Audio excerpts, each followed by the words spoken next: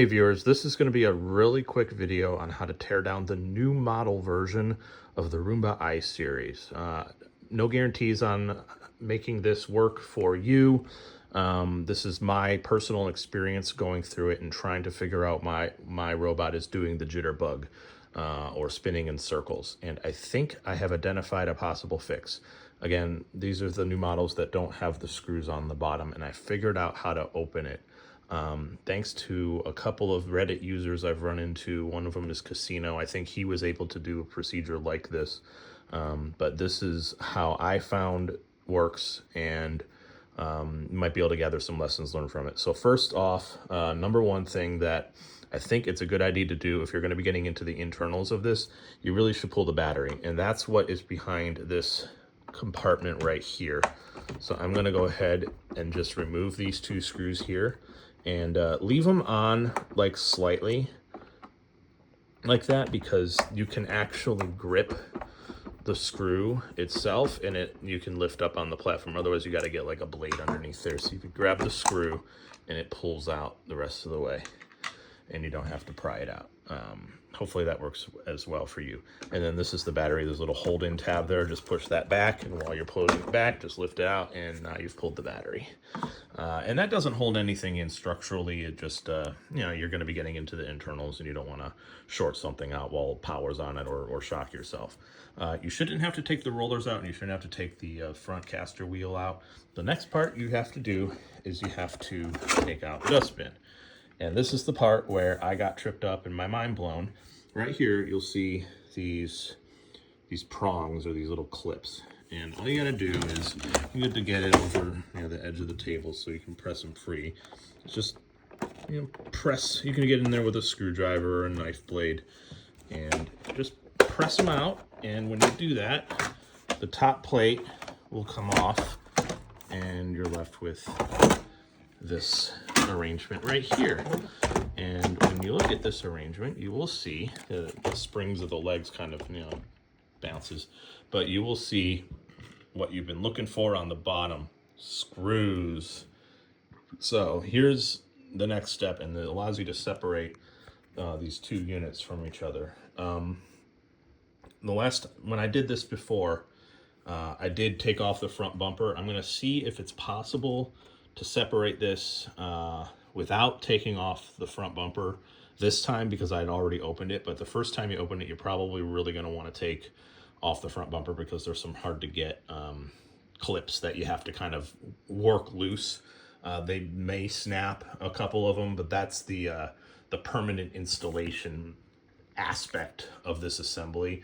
There isn't like what I would call sonic welding or anything like that. It's just that the front lip of this is kind of sandwiched together in a somewhat permanent installation. I might get around to showing that, but I am going to attempt now to separate the two halves without taking off the front bumper, because I think I have a way to solve this issue I'm having. What you do need to do first, before anything else, is you do want to go here and disconnect this connector right here. And I think as long as you're careful and you wiggle it, you just pop it right out. It's a standard push connector. And then the second thing you want to do is, I believe this is the Wi-Fi antenna. There's two small silver screws down here.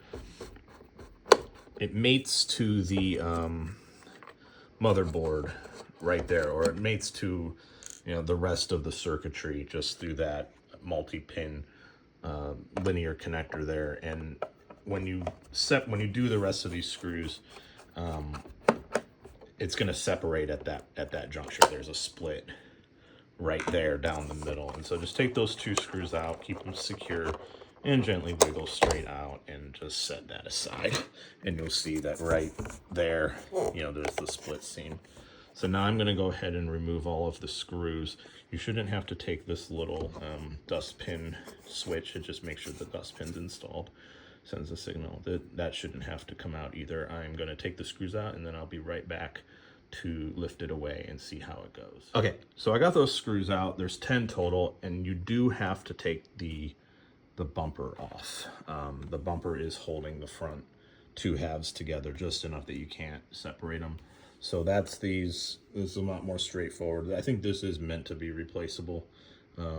you have the 1, 2, 3, 4, 5, 6, 7 screws here on the front. And then you just lift away that lip and then the bumper just comes out. Just be careful, there's some spring components down there. And we'll go ahead and take that off now. Okay, so just as you lift up on this, just kind of keep it in this orientation and the screws will kind of stay in there, and just set it down upright and you won't lose any screws. This part, you just lift up on the body, slide it away, and then optionally but recommended, disconnect these 2 screws here so that you can separate the bumper entirely from the rest of the body. So I just made a boo-boo. I inadvertently sheared off one of these screws. There's the shaft of it stuck in there. So that's fun, but now we can pull the bumper away. Just set that over there. Now, if you look here along the front edge, you can kind of see some signs of where I did some separating, but this is the seam that is more or less press fit together, wrapping all the way around the front here. And you kind of just want to get in into these little sections here, these little slots, and just start prying away at it. Just kind of separate it, work itself loose, and it'll eventually pry itself in half. So to be specific, the separation point you want to look for is actually right here. This is where the split line will happen. Kind of trying to do this all solo, so excuse the camera angles. But that's where you want the separation to occur, and as you can see, it's coming nice and undone here. I should be able to lift basically straight up on it like that, and there you go. So there we have access to the underside, the top underside of the wheel modules. These suspect wheel modules. You have the main drive motor for the brushes right there. I believe there's some other componentry in here that is of interest. This is the motor that drives the side brush. Of course, this is the light. This is the spot clean button and the home button in whatever order is correct there. And then you have the wheel motors and their electrical harnessing situation onto some circuitry on the side there. Sorry for the zoom or for the focus. So the other thing that you have on this top half here, for those of you that do 3D printing, you might recognize this device. This is a cutoff switch, or it's a status indicator essentially that says that something is in a certain position. And the way these work is when you have the robot assembled and you press down on the wheels, the suspension, you'll hear a click like right away. And that is essentially the wheel going to retracted. And so these are, what they're doing is they're pressed in when the wheel is, see there's the click. They're pressed in when the wheel is fully extended. And so it's giving a positive indication that the robot's off the ground. And that's basically how it knows to either set an error or say that it's picked up off the ground and shouldn't send power to the wheels. I'm an engineer, so I like this, like logicals. So I thought this was where the issue was happening. There was a ton of dust. You can still, I cleaned this up pretty well. There was a ton of dust up here, and my theory was that the there was dust or some other thing getting into the contact here and causing an intermittent indication that this was being pressed even though it wasn't, and that's what was causing the cutoffs. It ended up not being the case. What seems to be the issue, what seems to be the problem, is that there is something in the module, or when it's fully bottomed out, like when it's right there pressing up against the bottom, that's indicating it's like too far up, or it's going past its zero position, like it's wrapping around to indicate that the wheel is at 359 degrees, if you get what I'm saying. If you've worked in sensors before, you should be nodding like crazy right now, because this is probably what's going on. Is you're getting an a number that shouldn't be physically possible, and it sends a signal to the drive system that says, wait, give me a second and figure out what's going on. And the reason I'm confident of that is because when I lift up on the wheel while it's doing its little jitterbug dance, it instantly starts trying to do the right thing and go in the right direction.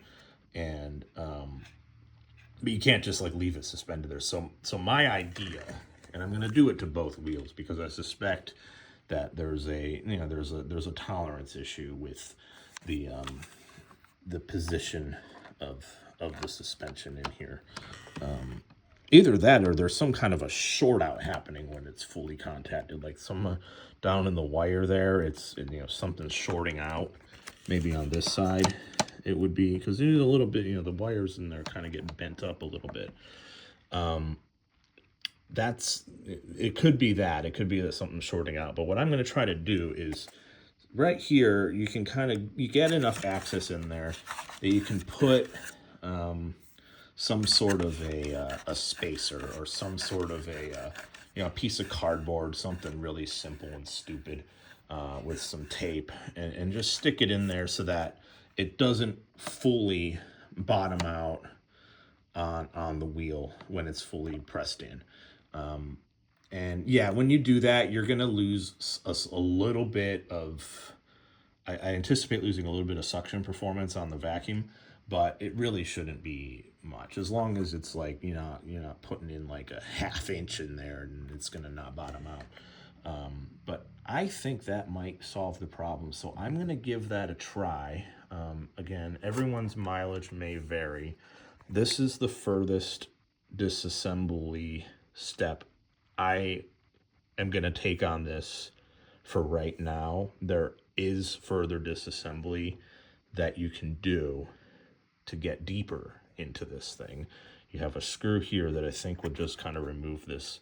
This is like a lighting indication system for the this is the circular ring. You got a couple screws right here that look to be associated with the LiDAR sensor, which is, it's not LiDAR, it's something a lot simpler than LiDAR. It's a very rudimentary LiDAR on the i5.